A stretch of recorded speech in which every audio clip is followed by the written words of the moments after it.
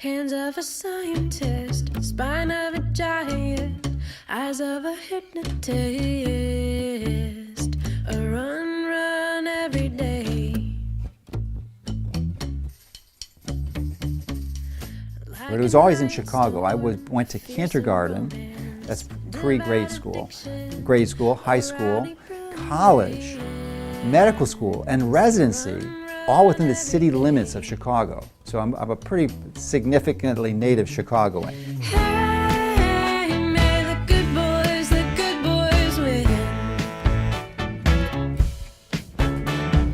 Hey, may the good boys win. Hey, may the good boys win. My parents weren't particularly passionate about healthy food, so I was just the typical American kid growing up with my fair share of junk food and desserts and ice cream and cakes and donuts. I can remember clearly that I would have Life cereal, and then I progressed to raw oatmeal, and that would be, my typical breakfast. And it was a lot of carbs, very low fat, and I remember believing at the time that margarine was healthy. So one of my favorite breakfasts was soft spread margarine and with cinnamon sugar on toast, and I'm sure that contributed to the dental decay. I didn't understand the basics of health back then, because I didn't really have any mentors. I had no one teach me. I had to learn this all myself. I had to make the mistakes. So a lot of what I'm sharing with people are all from the mistakes I made in trying to get healthy and making a lot of them.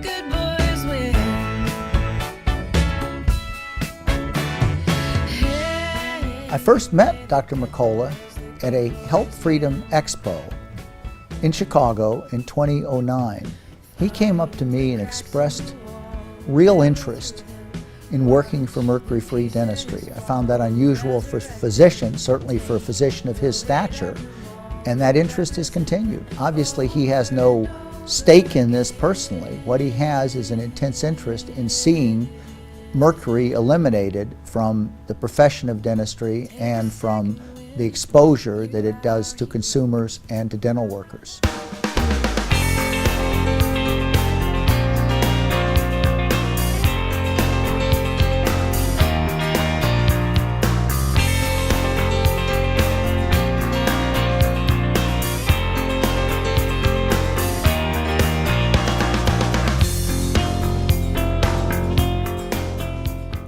My mom instilled a passion for reading, and remember in 1968 I picked up a book, a paperback book. At that time it cost 25 cents, believe it or not. But the name of the book was Aerobics. It was written by Dr. Ken Cooper, who was a physician for the space program in NASA, and he actually designed the exercise program for the astronauts. But at that time, exercise wasn't viewed very favorably. Virtually, very few people were doing it.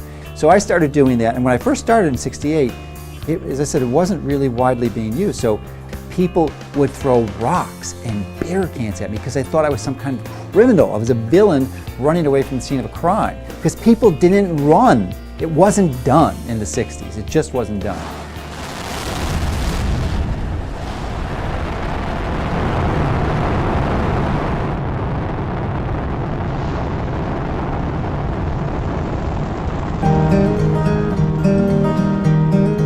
I was a freshman in high school when the first man landed on the moon. So that was, it captured the nation's attention, and I, of course, wanted to be an astronaut. So in high school I made the decision to be an astronaut, and the quickest way to do that was actually through the military. So I was focused on going to the Air Force Academy. Unfortunately, I grew up in Chicago, and to get an appointment to the Air Force Academy is quite difficult because of the density of the population. So my initial major in college was engineering, because I was still focused on that. And then I switched to pre-med.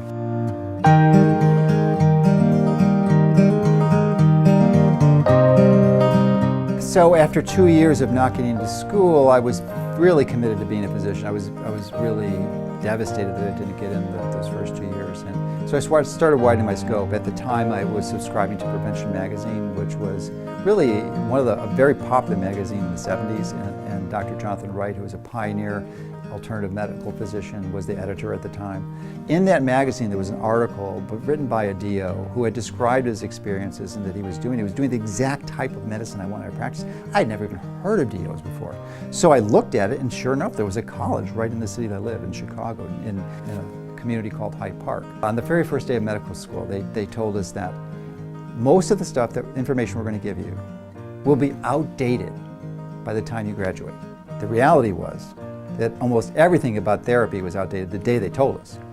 But he went on to say that, yes, we want to give you information so you can pass your boards and get your license, but more importantly, we want to teach you how to learn. And I'm so grateful for that, because that is the key element that I got out of that training, is I learned how to learn.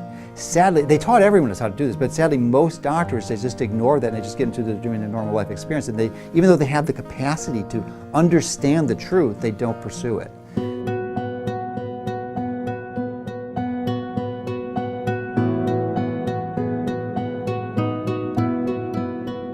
So the reality is that Dr. Mercola, as my doctor, helped put me on a path toward health.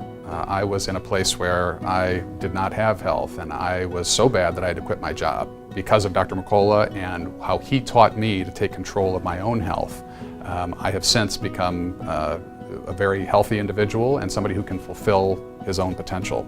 So the reality is that without Dr. Mercola's guidance and the path that he put me on in terms of learning about my body and learning about what it interacts with my body and how to truly give the body what it needs to heal and to operate at its maximum, I would not be in the place I am today.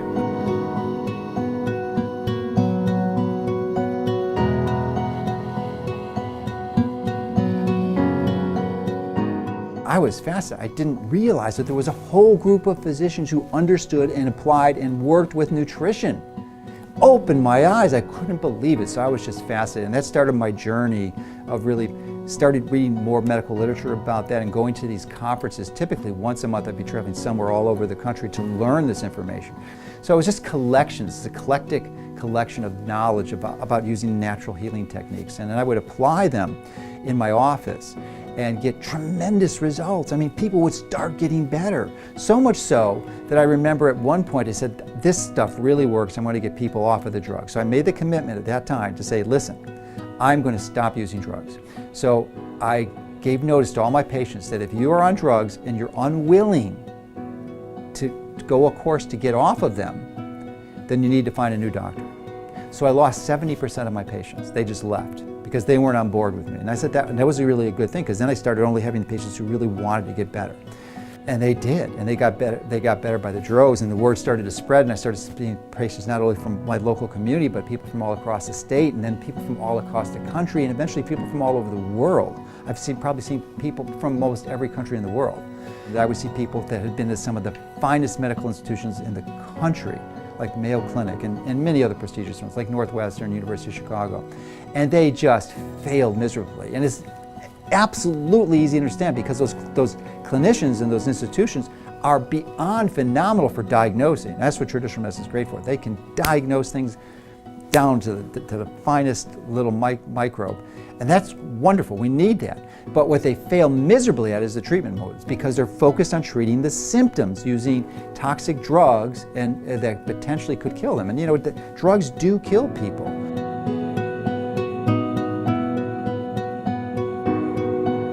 I think if you look back at the last 2 decades, you see that Dr. Mercola has often been the first to clearly communicate to the public common sense ways of healing and staying well naturally. He empowers people to take control of their health by doing simple things like getting enough sleep, enough exercise, changing the diet so that the body can thrive instead of becoming sick from eating food that is not healthy, getting exposure to sunlight to raise your vitamin D levels. So many of the things that Dr. Mercola has talked about have been embraced by people in this country and around the world. And that is why he is beloved by so many people around the world, because they now are not afraid to trust in the innate ability of their body to heal and to stay well naturally.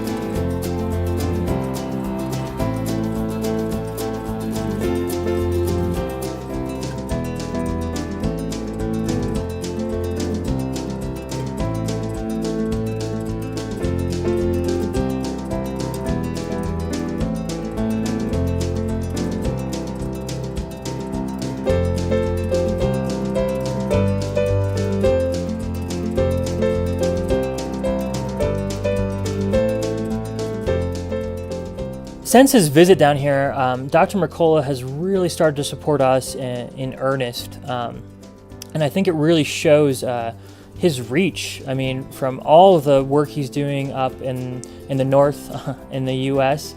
To rural communities in Mexico, it's pretty incredible, and he's a pretty incredible man. And you know, his support. What's really surprised me is it's not just the financial. He's really tapped us into his network of scientists and professionals, and it's really helped us exponentially move our work forward. Because of Dr. Mercola, we are now really close to developing a very low-tech fluoride removal system. We've developed new methods of rainwater catchment, which is another source of water for the rural communities that isn't contaminated with the arsenic and fluoride.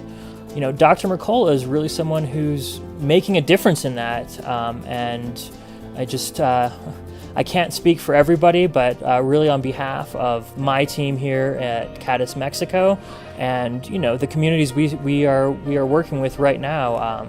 Thank you so much, Dr. Mercola. We don't have the words to really express our gratitude.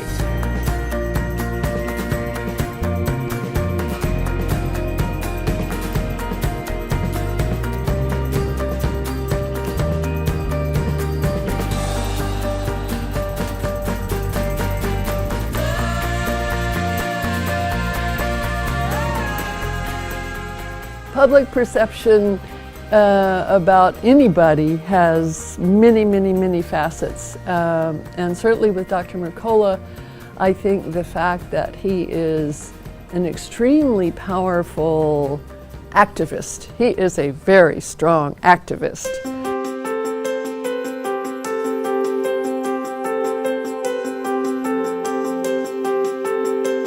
Hi, I'm Dr. Mercola from Mercola.com. And I'm Ronnie Cummins from the Organic Consumers Association. And we've got a really important message for you today where you can make a phenomenal and profound difference in genetically modified food with an exciting initiative called the California Ballot Initiative. We're all gathered up here on top of this, in front of this clock tower, because the time has come for genetically modified foods to be labeled in the state of California. Yes, on 37. It's Californians versus the corporations. Major funding by Mercola.com Health Resources LLC and the Organic Consumers Fund. I want to thank everybody for showing up here today. The fact that we have so many regular, ordinary consumers and citizens showing up on a Wednesday afternoon at 2 p.m. goes to show this is truly a citizens-led initiative. the community stood behind all of us, and together we won this battle of fighting the biggest chemical corporations in the world. And the people of Jackson County really spoke up and showed what was important to them. The unofficial election results have 66% of voters supporting the ban. That's more than 31,000 people. It makes Jackson County the only county in Oregon to be able to officially ban those GMOs. And I'm highly confident, there's not a doubt in my mind that we will be absolutely successful in eliminating GMOs from the United States, and also in removing fluoride from the water supply in the United States, and eventually the world, because we're making major progress. We're seeing victories all along, and we're bashing them down slowly but surely. It's really a David versus Goliath. I mean, we're against enormous corporate pressures, and we're outnumbered funds-wise. But we've got the truth on our side, and we've got, and that's the biggest component. And thankfully, the internet allows us to educate the masses to understand this and rally them to action. Dr. Mercola's impact on people has been huge, especially in our network. I know for a fact, in going around the world, that many of today's activists fighting, and often successfully, fighting fluoridation in their communities, in Canada, in the United States, and in many other countries, were inspired by Dr. Mercola's messaging on our behalf. Dr. Mercola is a pioneer. He leads the way on showing us why medicine needs to change, why healthcare practices, the establishment medicine needs to change. He courageously steps up where others have feared to tread. I think people feel, based on the information that he supplies them, remember, he's not just giving information about specific products, he's giving ideas. He's giving people information that they can use in their lives, and ideas that allow them to think more broadly and keep looking around. For that reason, I think people feel that they can trust Dr. Mercola.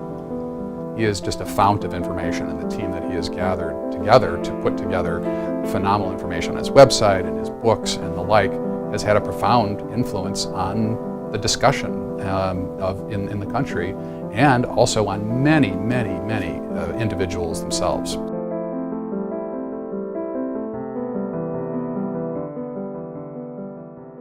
Aspartame is the technical name for artificial sweeteners like NutraSweet and Equal.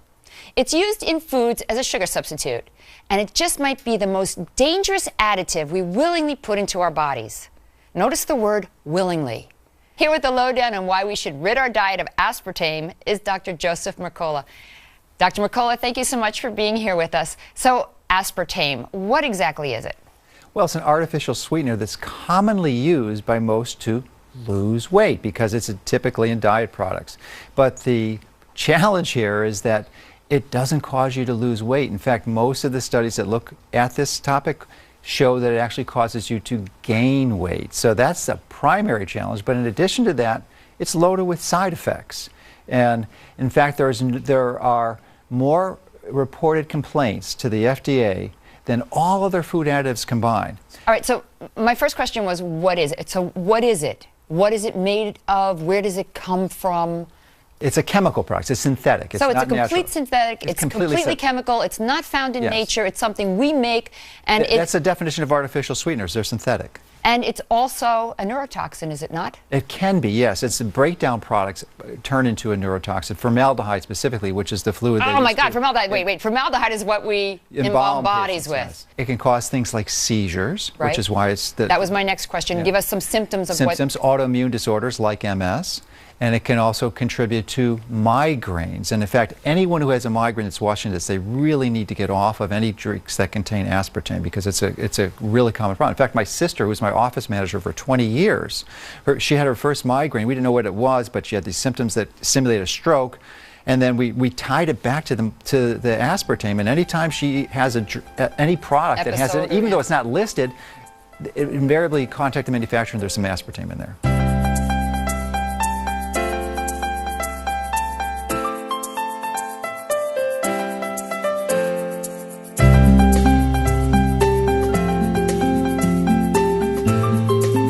I mean, basically, all of us are fighting corporate greed and government indifference or corruption.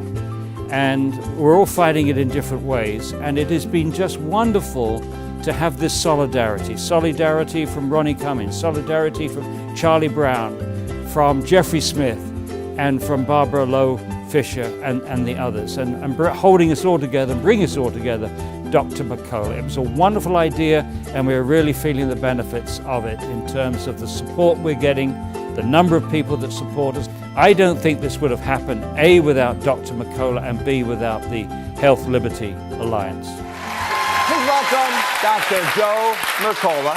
Thank you for having me. Joe, let me ask, why is the medical community, the medical establishment, so up in arms about what you have to say? Well, I think it's primarily because we have two different models. My model is to really help people understand that they can take control of their health, that they can take responsibility by natural lifestyle approaches, by eating the right types of foods, exercising properly, and drinking the right type of pure, clean water. And the other model really is focusing more on a magic pill solution, which really is focused on treating the acute symptoms. So they're really two divergent models. But what you're saying, I'm forced to ask the provocative question, do you like being controversial? Well, when I think of controversy, it's not something I seek to attract, but I'm reminded of a German philosopher, Arthur Schopenhauer, who 200 years ago talked about truth. And he said, all truth can be divided into three stages. First, it's ridiculed, then it's violently opposed, and then finally, it's widely accepted as self-evident.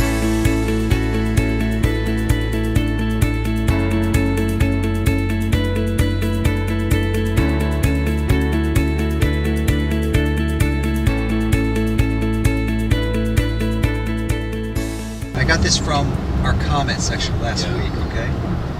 Intermittent fasting is really a miracle against compulsive eating.